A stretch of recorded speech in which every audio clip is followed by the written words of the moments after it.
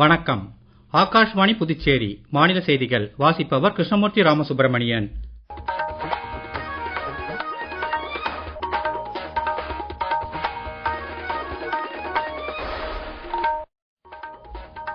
தலைப்புச் செய்திகள்.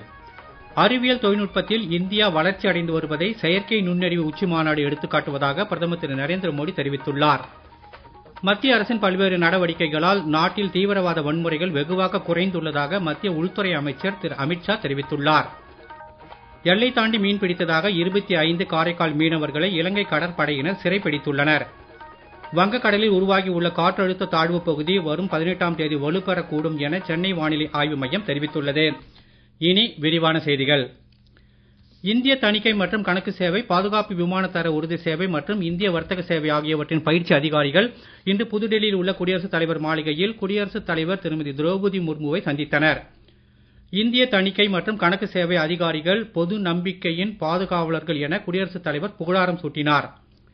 முதலீட்டை ஈர்ப்பதிலும் வேலைவாய்ப்பை உருவாக்குவதிலும் இந்திய வணிகங்களை உலக அளவில் விரிவுபடுத்தவும் இந்திய வர்த்தக சேவை அதிகாரிகளின் பங்களிப்பு அளப்பரியது என அவர் மேலும் கூறினார். பாதுகாப்பு விமான தர உறுதி சேவை அதிகாரிகளுடன் கலந்துரையாடிய குடியரசுத் தலைவர் ஆயுத படைகளுக்கான தொழில்நுட்ப ரீதியாக மேம்பட்ட மற்றும் உலகத்தரம் வாய்ந்த ஆயுதங்களின் தரங்களை உறுதி செய்ய வேண்டியது அவர்களின் முதன்மையான பணி என வலியுறுத்தினார். புதுடெல்லியில் இன்று தொடங்கிய இந்திய செயற்கை நுண்ணறிவு உச்சி மாநாட்டில் 100க்கும் மேற்பட்ட நாடுகளில் இருந்து பிரதிநிதிகள் பங்கேற்றுள்ளனர். இது குறித்து மேலும் சில தகவல்கள். இந்திய செயற்கை நுண்ணறிவு உச்சி மாநாட்டிற்கு 2 லட்சத்திற்கும் மேற்பட்டோர் இணையதளம் மூலம் பதிவு செய்துள்ளனர். 20 நாடுகளைச் சேர்ந்த உலக தலைவர்கள் இந்த நிகழ்வில் கலந்து கொள்ள உள்ளனர். அவர்களில் பிரான்ஸ் அதிபர் இமானுவேல் மேக்ரான், பிரேசில் அதிபர் Luiz Inacio Lula da Silva, Spain அதிபர் பிட்ரோ சான்சஸ், மொரிஷியஸ் பிரதமர் திரு நவீன் சந்திர ராம்கூலம், இலங்கை அதிபர் அனுரகுமார திசநாயக்கா, பூட்டான் பிரதமர் திரு ஷெரின் டோங்கே ஆகியோரும் அடங்குவர். இந்த உச்சி மாநாட்டிற்காக பல்வேறு நாடுகளில் இருந்து ஏராளமானோர் இந்தியா வந்திருப்பது பெருமைக்குரிய விஷயம் என பிரதமர் திரு நரேந்திர மோடி கூறியுள்ளார். சமூக வலைதளத்தில் அவர் வெளியிட்டுள்ள பதிவில் அறிவியல் தொழில்நுட்பத்தில் இந்தியா வளர்ச்சி அடைந்ததற்கு இந்த மாநாடு எடுத்துக்காட்டாக இருப்பதாக அவர் தெரிவித்தார். 5 நாட்கள் நடைபெற உள்ள இந்திய செயற்கை நுண்ணறிவின் உச்சி மாநாட்டின் ஒரு பகுதியாக இது தொடர்பான கண்காட்சியை இன்று மாலை பிரதமர் திரு நரேந்திர மோடி புதுடெல்லியில் உள்ள பாரத் மண்டபத்தில் தொடங்கி வைக்க உள்ளார்.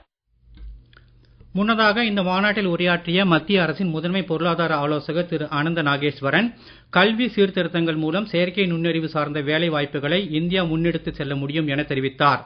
தனியார் துறைகள், கல்வி நிறுவனங்கள் மற்றும் கொள்கை வகுப்பாளர்கள் ஆகியோர் ஒருங்கிணைந்து இதில் செயலாற்ற வேண்டும் எனவும் அவர் அழைப்பு விடுத்தார். டெல்லி காவல்துறையினரின் 79வது நிறுவன நாள் நிகழ்ச்சியில் மத்திய உள்துறை அமைச்சர் திரு அமித்ஷா கலந்து கொண்டு சிறப்புரையாற்றினார். வடகிழக்கு மற்றும் மாவோயிஸ்ட் பகுதிகளில் 80% வன்முறைகள் தற்போது குறைந்துள்ளதாகவும் கடந்த 11 ஆண்டுகளில் பிரதமர் திரு நரேந்திர மோடி தலைமையிலான ஆட்சியில் 3 புதிய குற்றவியல் சட்டங்கள் அறிமுகம் செய்யப்பட்டது உள்ளிட்ட பல்வேறு சாதனைகள் நிகழ்த்தப்பட்டதாகவும் திரு அமித்ஷா அப்போது தெரிவித்தார். தீவிரவாதத்தையும் போதைப் பொருள் கடத்தலையும் எதிர்கொள்ளும் வகையில் 345 கோடி ரூபாய் மதிப்பிலான ஒருங்கிணைந்த நவீன தொழில்நுட்ப தலைமையகம் காவல்துறையினருக்காக தலைநகர் டெல்லியில் ஏற்படுத்தப்படும் என்றும் தெரிவித்தார். பாதுகாப்பு அமைச்சர் திரு ராஜ்நாத் சிங் இன்று பெங்களூருவில் உள்ள பாதுகாப்பு மற்றும் மேம்பாட்டு அமைப்பிற்கு நேரில் சென்று ஆய்வு மேற்கொண்டார்.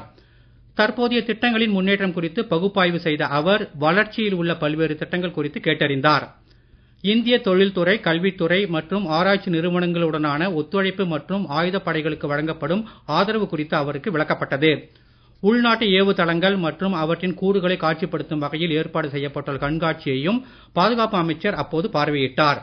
விஞ்ஞானிகள் மற்றும் அதிகாரிகளுடன் உரையாடிய திரு ராஜ்நாத் சிங், வளர்ந்து வரும் புவிசார் நிலப்பரப்பை கருத்தில் கொண்டு விமான இயந்திர தொழில்நுட்பத்தில் முன்னேற்றம் அடைவதன் முக்கியத்துவத்தை வலியுறுத்தினார். ஆபரேஷன் சிந்தூரை பற்றி குறிப்பிடுகையில், உள்நாட்டு தகவல் தொடர்பு அமைப்புகள், கண்காணிப்பு உபகரணங்கள் மற்றும் ஆயுதங்களை பயன்படுத்துவதன் மூலம் ஆயுதப்படைகளின் பாதுகாப்பு திறன்களில் வளர்ந்து வரும் தன்னம்பிக்கையை நிரூபித்துள்ளதாக அவர் தெரிவித்தார். சிறுபான்மை விவகாரங்கள் அமைச்சகம் சார்பில் புதுடெல்லியில் இன்று 2026ஆம் ஆண்டு ஹஜ் பயணத்திற்கான ஹஜ் பிரதிநிதிகளுக்கு வழிகாட்டுதல் மற்றும் பயிற்சி வகுப்புகள் நடைபெற்றன. இதன் தொடக்க நிகழ்வில் மத்திய சிறுபான்மை விவகாரங்களுக்கான இணை அமைச்சர் திரு ஜார்ஜ் குரியன் கலந்து கொண்டு பயிற்சி வகுப்பை தொடக்கி வைத்தார். சுமார் 1.75 லட்சம் இந்திய யாத்ரீகர்கள் இந்த ஆண்டு புனித யாத்திரை மேற்கொள்வார்கள் என்று எதிர்பார்க்கப்படுகிறது. அவர்களுக்கு தேவையான அத்தியாவசிய மற்றும் மருத்துவ உதவிகளை வழங்குவதற்கான இந்திய இணை தூதரகத்தின் மேற்பார்வையின் கீழ் சவுதி அரேபியாவில் 2½ மாத காலத்திற்கு இந்த பிரதிநிதிகள் பணியமர்த்தப்படுவார்கள் என்பது குறிப்பிடத்தக்கது. நீங்கள் கேட்டுக்கொண்டிருப்பது மாநில செய்திகள்.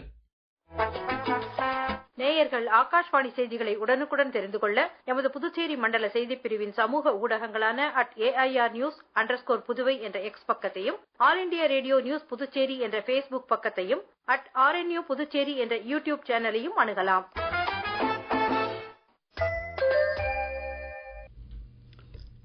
காரைக்கால் மீன்பிடி துறைமுகத்தில் இருந்து கடலுக்குள் மீன்பிடிக்கச் சென்ற 25 மீனவர்களை இன்று அதிகாலை இலங்கை கடற்படையினர் சிறைப்பிடித்து அவர்களிடம் இருந்த 2 விசைப்படகுகளை பறிமுதல் செய்துள்ளனர். இது குறித்த கூடுதல் தகவல்கள். இன்று அதிகாலை காரைக்கால் மாவட்டம் கிளிஞ்சல்மேடு, கீழகாசாக்குடிமேடு பகுதிகளைச் சேர்ந்த 25 மீனவர்கள் கடல் பகுதியில் மீன்பிடித்துக் கொண்டிருந்த போது இலங்கை கடற்படையினர் எல்லை தாண்டி மீன்பிடித்ததாக கூறி மீனவர்களை கைது செய்துள்ளனர். தொடர்ந்து கைது செய்யப்பட்டவர்களை விசாரணைக்காக இலங்கையின் காங்கேசன் துறை கடற்படை முகாமிற்கு அழைத்து செல்ல திட்டமிட்டுள்ளதாக கூறப்படுகிறது. கைது செய்யப்பட்ட மீனவர்களையும் படகுகளையும் மீட்க உடனடியாக அரசு சார்பில் நடவடிக்கை எடுக்க வேண்டும் என அப்பகுதியில் உள்ள மீனவர்கள் கோரிக்கை விடுத்துள்ளனர். இந்த சம்பவத்தால் காரைக்கால் மீனவ கிராமங்களில் பெரும் சோகம் நிலவி வருவது குறிப்பிடத்தக்கது. புதுச்சேரியில் வரும் மார்ச் 2ஆம் தேதி திருக்காஞ்சியிலும், 3ஆம் தேதி வைத்திக்குப்பம் மற்றும் வீரம்பட்டணத்திலும் மாசி மகம் திருவிழா நடைபெறவுள்ளது. விழா பாதுகாப்பு ஏற்பாடுகள் குறித்து மாவட்ட ஆட்சியர் திரு குலோத்துங்கன் தலைமையில் ஆலோசனைக் கூட்டம் நடைபெற்றது. இந்த கூட்டத்தில் காவல்துறை கண்காணிப்பாளர்கள், பயிற்சி ஆட்சியர் மற்றும் அனைத்து துறைகளைச் சேர்ந்த அதிகாரிகள் கலந்து கொண்டனர். திருவிழாவின் போது பாதுகாப்பு ஏற்பாடுகளை கண்காணிக்க வேண்டும் என்றும், ஊர்வலம் செல்லும் வழியில் தாழ்வாக செல்லும் மின் கம்பிகளை சரி செய்ய வேண்டும் எனவும், முக்கிய இடங்களில் தற்காலிக கழிப்பிட வசதிகள் அமைக்க வேண்டும் என அதிகாரிகளுக்கு மாவட்ட ஆட்சியர் உத்தரவிட்டார். தேவையான தீயணைப்பு வாகனங்கள், ஆம்புலன்ஸ் வாகனங்கள் விழா நடக்கும் இடங்களில் தயாராக வைத்திருக்க வேண்டும் எனவும் அப்போது அவர் அறிவுறுத்தினார். 2026 சட்டமன்ற தேர்தலை முன்னிட்டு பொதுமக்களிடம் விழிப்புணர்வு ஏற்படுத்தும் விதமாக காரைக்கால் மாவட்ட ஆட்சியர் அலுவலகம் மற்றும் தாலுகா அலுவலகங்களில் பொதுமக்களுக்காக மாதிரி வாக்குப்பதிவு இயந்திரங்கள் வைக்கப்பட்டுள்ளன. இதனை மாவட்ட ஆட்சியர் இஷிதா ரதி இன்று நேரில் சென்று ஆய்வு செய்து மாதிரி இயந்திரத்தில் வாக்களித்து அதன் செயல்பாட்டை சோதனை செய்தார். புதிய வாக்காளர்களுக்கு விழிப்புணர்வை ஏற்படுத்த அதிகாரிகளுக்கு அவர் உத்தரவிட்டார். இந்த ஆய்வின் போது தேர்தல் அதிகாரிகள் உடன் இருந்தனர். தெற்கு வங்கக்கடலின் மையப் பகுதிகளின் மேல் ஒரு வளிமண்டல மேலடுக்கு சுழற்சி நிலவுவதால் காற்றழுத்த தாழ்வு பகுதி உருவாகி உள்ளதாகவும், இது மேற்கு வடமேற்கு திசையில் நகர்ந்து தென்மேற்கு வங்கக்கடல் மற்றும் அதனை ஒட்டிய இந்திய பெருங்கடலின் கிழக்கு பகுதிகளில் 18ஆம் தேதி முதல் வலுப்பெறக்கூடும் என சென்னை வானிலை ஆய்வு மையம் தெரிவித்துள்ளது. வரும் 19ஆம் தேதி முதல் 22ஆம் தேதி வரை தென் தமிழக கடலோர மாவட்டங்கள், புதுச்சேரி மற்றும் காரைக்கால் பகுதிகளில் லேசானது முதல் மிதமான மழை பெய்யக்கூடும் எனவும் அறிவிக்கப்பட்டுள்ளது. ஆடவர்களுக்கான T20 உலகக்கோப்பை கிரிக்கெட் போட்டியில் இன்று பிற்பகல் புதுடெல்லியில் உள்ள அருண் ஜெய்ட்லி மைதானத்தில் நடைபெற்ற குரூப் டி பிரிவில் ஐக்கிய அரபு எமிரேட்ஸ் அணியை ஆப்கானிஸ்தான் அணி 5 விக்கெட் வித்தியாசத்தில் வீழ்த்தி போட்டியின் முதல் வெற்றியை பதிவு செய்தது. குரூப் சி பிரிவில் கொல்கத்தாவில் உள்ள ஈடன் கார்டன் மைதானத்தில் இங்கிலாந்து மற்றும் இத்தாலி அணிகளுக்கு இடையே நடைபெறும் ஆட்டத்தில் 203 ரன் எனும் வெற்றி இலக்கை நோக்கி இரண்டாவதாக ஆடிவரும் இத்தாலி அணி சற்று முன் வரை 15.2 ஓவரில் 5 விக்கெட் இழப்பிற்கு 138 ரன் எடுத்திருந்தது. இன்று இரவு 7 மணிக்கு இலங்கையில் உள்ள பல்லேக்கலே சர்வதேச மைதானத்தில் குரூப் பி பிரிவில் ஆஸ்திரேலியா மற்றும் இலங்கை அணிகள் மோத உள்ளன. மைக்ரோசாப்ட் நிறுவனர் திரு பில் கேட்ஸ் இன்று ஆந்திர பிரதேச மாநில தலைநகர் அமராவதியில் முதலமைச்சர் திரு சந்திரபாபு நாயுடு, துணை முதலமைச்சர் திரு பவன் கல்யாண் ஆகியோரை சந்தித்து பேசினார். முன்னதாக மாநில தலைமைச் செயலகத்திற்கு வந்த அவருக்கு சிறப்பான வரவேற்பு அளிக்கப்பட்டது. கல்வி, சுகாதாரம் மற்றும் விவசாயம் ஆகிய துறைகளில் திட்டங்களை வலுப்படுத்துவது குறித்து இந்த சந்திப்பின் போது ஆலோசிக்கப்பட்டது. ஆந்திர மாநில அரசின் தொழில்நுட்பம் சார்ந்த பயிற்சிகளை மைக்ரோசாப்ட் நிறுவனர் பில் கேட்ஸ் வெகுவாக பாராட்டி அவர்களின் முயற்சிகளுக்கு ஒத்துழைக்க ஆர்வமாக உள்ளதாக தெரிவித்தார். இந்தியாவின் வளர்ந்து வரும் தொழில்நுட்ப திறன்கள், தொடக்க நிறுவனங்கள் மற்றும் செயற்கை நுண்ணறிவில் பொறுப்பான ஏற்றுக்கொள்ளலுக்கான கொள்கை சார்ந்த தொலைநோக்கு ஆகியவற்றை எடுத்துக்காட்டும் வகையில் புதுடெல்லியில் நடைபெறும் 2026ஆம் ஆண்டிற்கான இந்திய செயற்கை நுண்ணறிவு உச்சி மாநாட்டில் மத்திய தகவல் ஒலிபரப்பு அமைச்சகம் வேவ்ஸ் கிரியேட்டர்ஸ் கார்னர் என்ற ஒரு பெயரில் ஒரு பிரத்யேக அரங்கை அமைத்துள்ளது.